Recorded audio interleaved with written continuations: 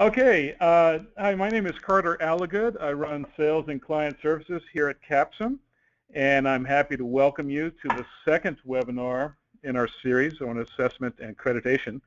Our first webinar centered around how multi-source assessments can be used in academic programs, and in particular, how our new solution, Capsum 360, can give institutions and students an edge in the marketplace. Capsum 360 is an exciting new product for us. It's resonated amazingly well. I knew it was going to resonate with corporate clients, but the academic clients have really taken to it strongly. It's had the fastest start of any of our products in Capsum's history.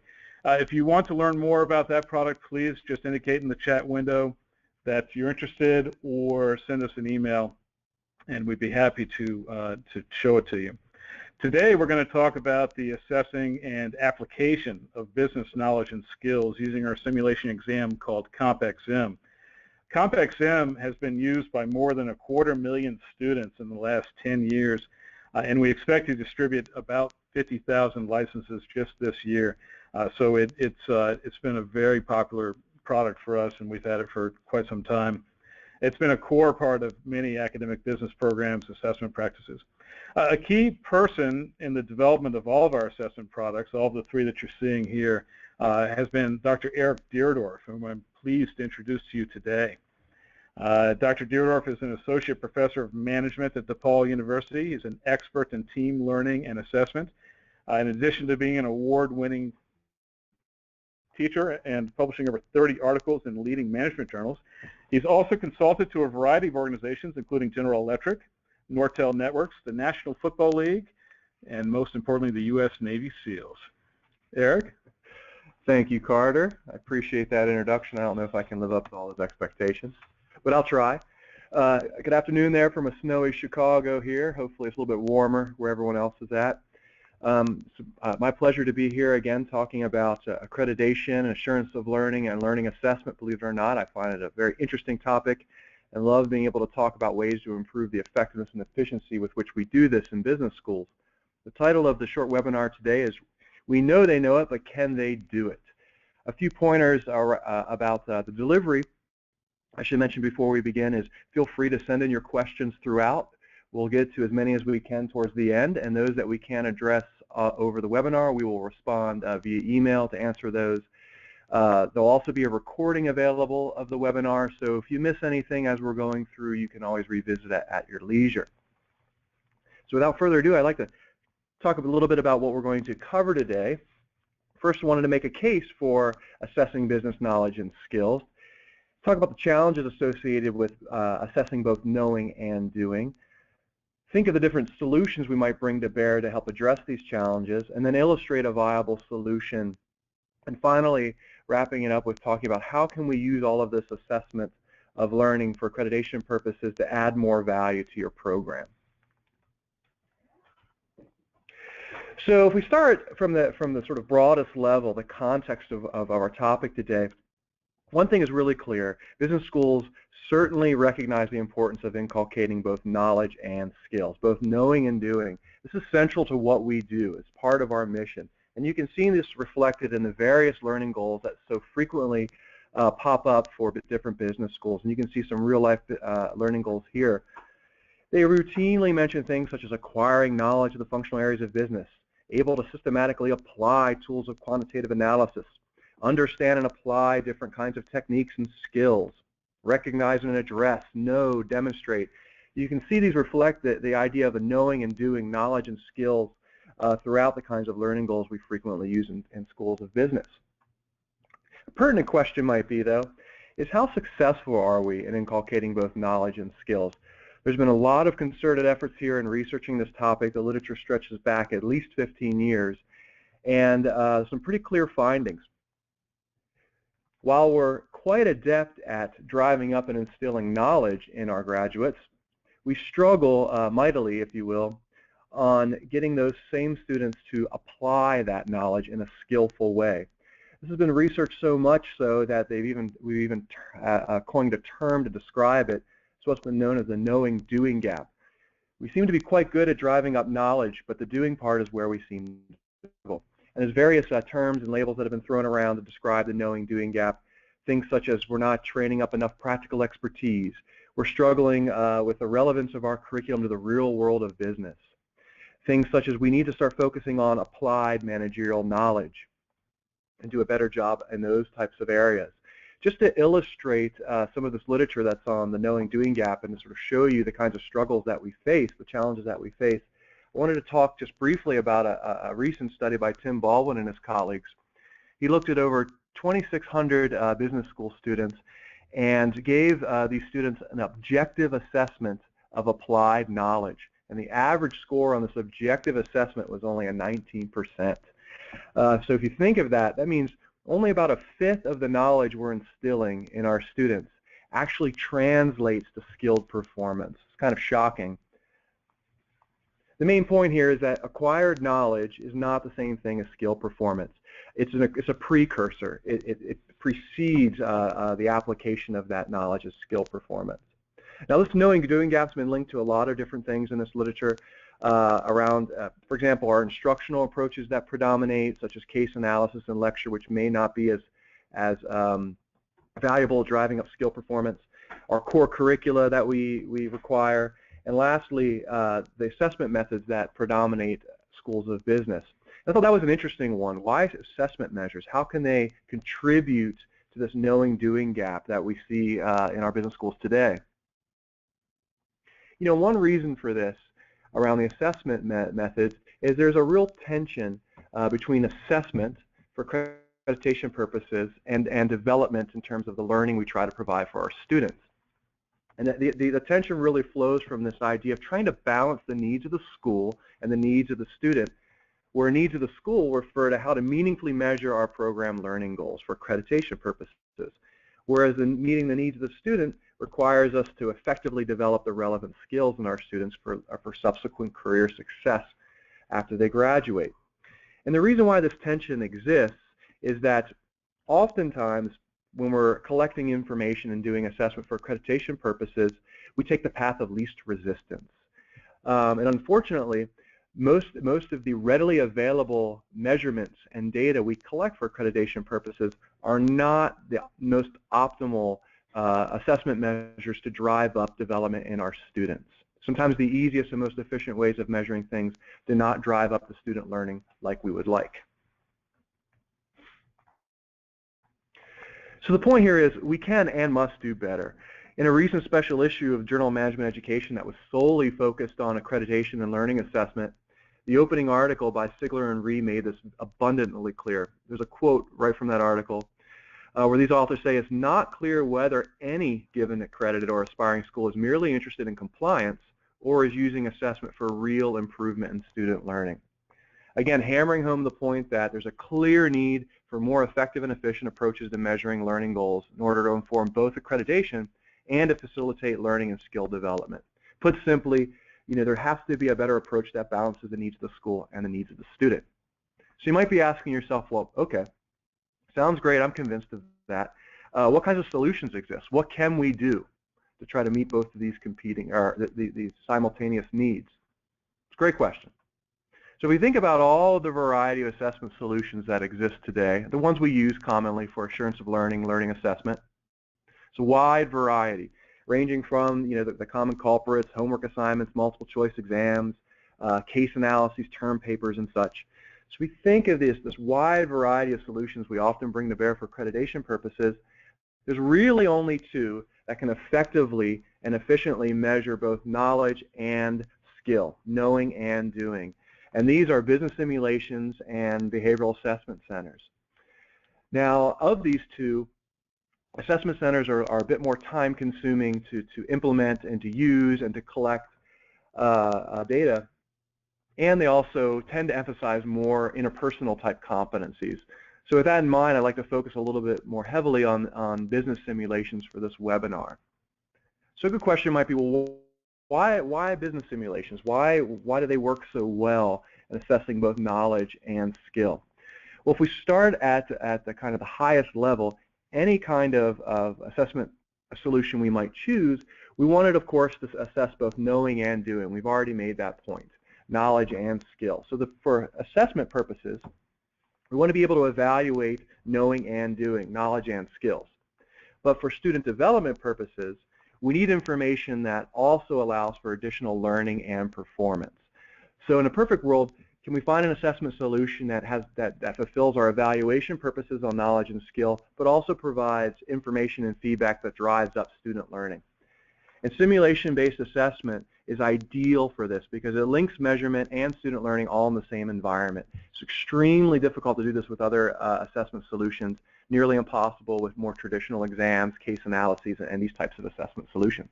A few other benefits that stem from simulation-based assessment is that, again, as we said, it requires knowledge and skilled application of that knowledge. It's not enough just to answer questions. You have to make decisions to apply that knowledge. Because you're making decisions in this dynamic environment, it creates a lot of new opportunities for learning because it's the notion of learning by doing. Simulations also provide a much higher fidelity or realness of the assessment. It makes it more relevant to the students themselves. It also can test the capacity to integrate across distinct knowledge domains. So in our case, thinking of having to bring to bear marketing knowledge, finance knowledge, accounting knowledge, management knowledge, and using all of that to make decisions within a dynamic environment. And last but not least, it's a much more engaging assessment process compared to more traditional approaches. Look, we've been researching simulations for quite a bit as a learning tool and assessment tool.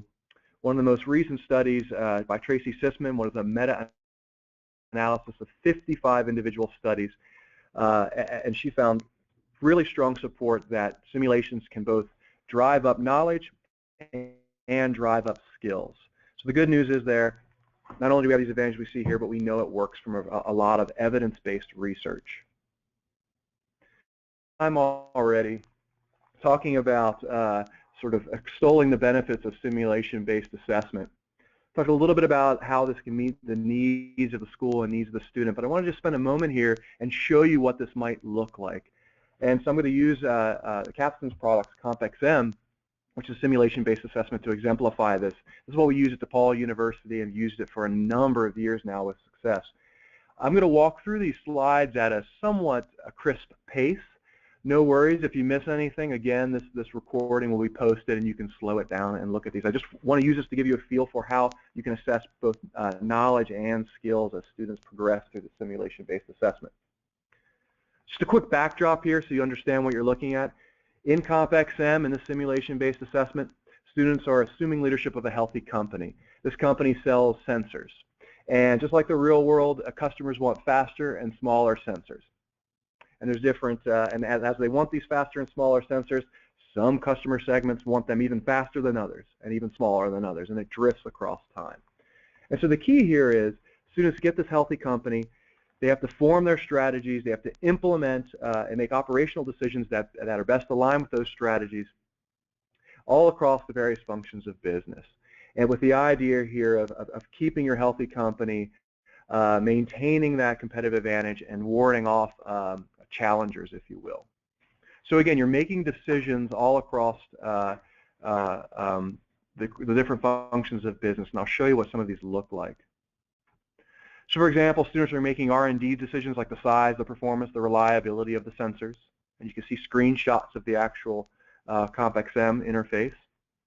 On the marketing side, they're making decisions like the price of their product or determining sales budgets and forecasting sales. On the production side, they're determining capacity requirements of the plants, different automation levels, production schedules.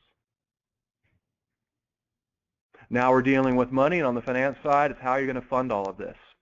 So they're making decisions around stocks, bonds, loans, etc. And then finally, on the people side, they're making decisions around recruiting, staffing, training, offering different process improvement initiatives, and so forth.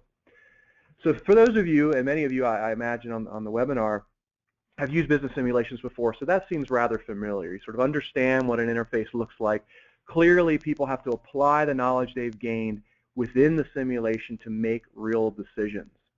And so the way these typically happen is it rolls across time. There's numerous rounds or simulated years of the assessment. But I wanted to talk a moment about this idea of how do we bridge the gap from a traditional business simulation and turning it into a simulation-based assessment.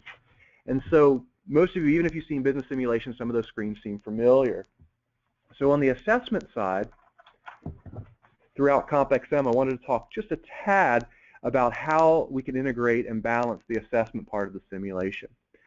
In CompXM, again, you've seen students are making their decisions in the simulation, and different metrics are captured. We would call that the doing part, the application of the knowledge. But as they're progressing through the simulation, they're also being asked simulated questions. We call them board query questions, as if they're coming from the board, the governing board.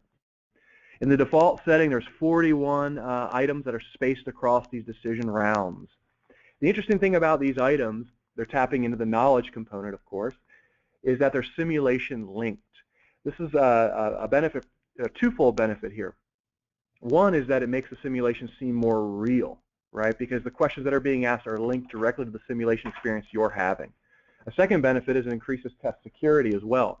So for example, if I'm taking CompXM and so are you and we're both in the same class, we'll both get a question around, let's say, calculating return on assets, but the numbers we use to calculate return on assets will be slightly different based off my simulation. Yours are based off your simulation. And so in CompXM, there's a real emphasis on breadth of assessment, and you can see the spread of the different test questions, the different board query questions across the typical functions of business and strategy. There's also supplemental item packs to address other kinds of learning goals you might have or that are common to most business schools, like ethical decision-making, interpersonal teamwork effectiveness, business communication design, and global multicultural skills.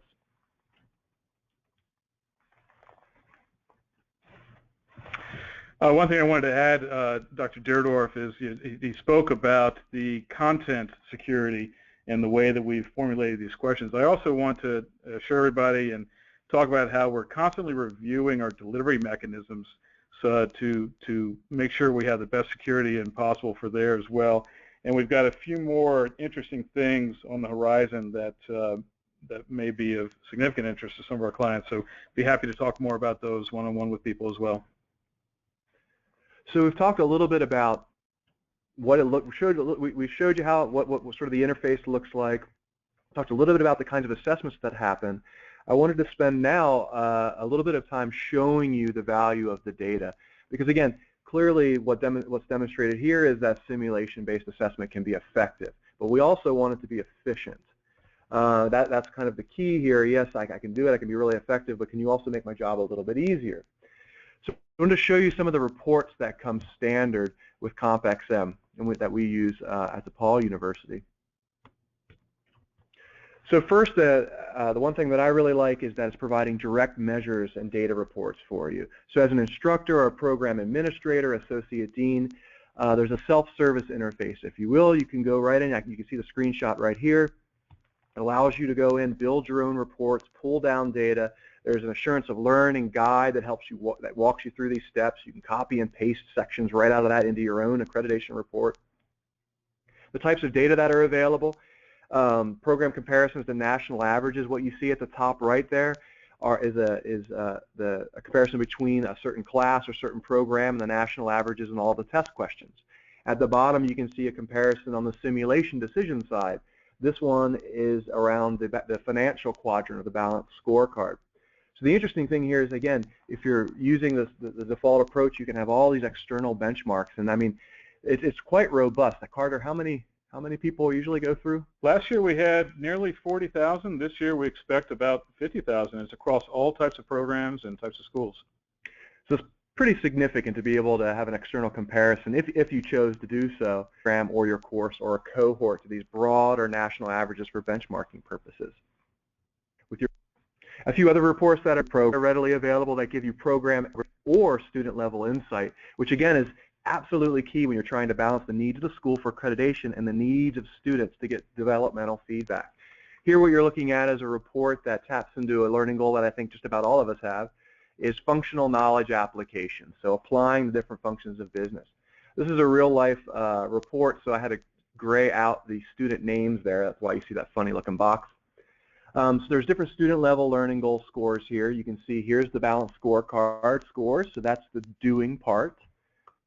And we have scores on the knowing part, the board query, and as what most of us would use in accreditation is the average of those two. We can also allow program-level goal descriptive statistics that you need for your accreditation report. So here you can see averages and standard deviations. The system also allows you to put in benchmarks. Here, this one's set at 65% is your benchmark. And once you set the benchmark, it also gives you descriptive statistics to put right into your reports, like the proportions and numbers of students that are above that benchmark. And what I really like here is you can take deeper dives to see, well, how well are we bridging the knowing-doing gap? You can see the relationship between performance on the knowledge items as opposed to making decisions in the doing side of the simulation.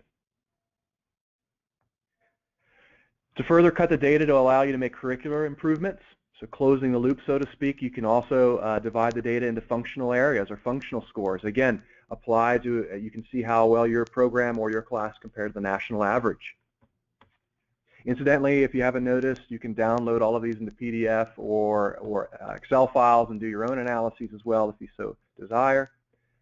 On the functional areas, it also allows you to pinpoint different sorts of functional areas that your students are doing very well or not doing so well on. Again, informing curricular improvements downstream.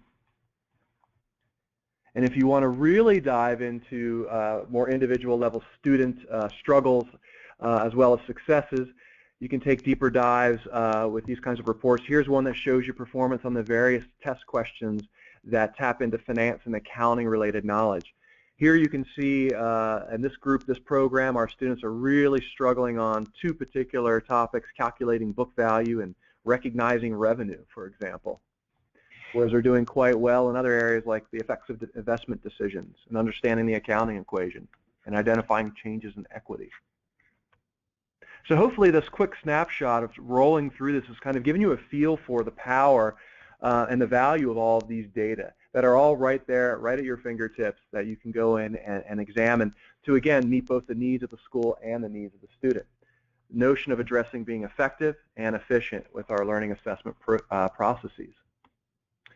I wanted to end here just to kind of step back again and say, look, all this is fantastic at making things a little bit more effective and efficient, but how can we add value to our program at a broader level? How can we differentiate our program by using a simulation-based assessment? Well, as we said over and over again here, it's a much more effective way, in fact, one of the only ways that's effective to assess and develop both knowledge and skill, something that is lacking in business schools today. You can use it to bridge that gap, the knowing-doing gap. It also adds efficiency. We've showed you the ready-to-use reports. You can plug that stuff right into your documentation. I don't know about you, I've sat on a lot of accreditation committees, and it's always one of those things where there's not a whole lot of people volunteering for it, so the dean sort of asks you to serve, and most of that is because it's a lot of work. Compilation and documentation is a lot of work. Any way you can gain some much needed relief, I would recommend pursuing. That's part of the reason why we use this at my university. And finally, we shouldn't forget that it's a much more engaging experience. So students are immersed in a hands-on, dynamic, relevant assessment that mimics the real business world. They're forced to apply the things that they know, and it gives them additional information for developmental purposes and to ensure their career success after they leave your hallowed halls. Again, tying it back to what we talked about earlier, balancing the needs of the school and the needs of the student. So just wanted to say thank you for all of that. That was a lot of material that we covered. Hopefully you found that informative, and more importantly, hopefully you find it useful to make your learning assessment processes easier and more effective. So I'd like to turn it over to any questions we might have. Again, as Carter mentioned earlier, this webinar is in a series of accreditation and learning assessment webinars. One we gave last time was hard measures for soft skill learning goals. You can watch that up on CAPSIM's website. It's a recording. This one will also be posted for your later consumption or to pass along with colleagues. And the next one that we're doing within about a month or so is turning team projects into effective learning and assessment experiences. So thank you, everyone. We'll wait for your questions to come in. Yeah, we've got a few. All right, so the first one we have here is how much of this assessment is divided between bachelor or associate degree curriculum? So that's a great question. So I'm assuming you're probably getting at the benchmark data. In terms of usage, people have used it at all different levels, even, believe it or not, even down at high school levels. But community college, four-year university, undergrad and graduate in four-year university as well. In terms of, so the usage is all across the board. In terms of national benchmarking, you can cut it by graduate and undergraduate is the way we do the benchmarks, the way Capstone does the benchmarks. Somebody has a specific question for you, Dr. Dierdorff. How do you select which students to assess at your university? So we have, that's a good question. And that varies quite a bit. I've had the last one was good too. Yeah, it was really good. I have had the good fortune of working with a lot of different universities, trying to help them to improve their assessment and accreditation processes. So I know it varies quite a bit across schools. At our school, we have a capstone class where all of our students go through it, and it's at the undergrad and the graduate level. And so that's where we put the simulation-based assessment. That way we can capture as many possible students as that we can. We have a little bit of a unique experience because we have multiple capstone classes. We're fortunate that most people go through, the vast majority of our students go through the one with the simulation-based assessment, so we get a really good sample. Other universities that I've worked with have it where there's only one version of the capstone class. All the students go through it. Another one, our school has similar learning goals for undergraduate and graduate programs. How have others used Capstone products to report the assurance of learning at the different llevels? So that's a fantastic question as well. It's interesting because if you go, and I've sat on some review committees, it's interesting. There's usually not a lot of problems associated with having the same types of data to speak to different programs or different levels of education. Where most of the review committees kind of complain or get a little worried is if you have the exact same learning goals. You don't vary them at all. That said, you can certainly pay attention to different metrics at different levels, and you can use different external benchmarks if you would like. So you can use only the undergrad benchmark or only the graduate level benchmarks.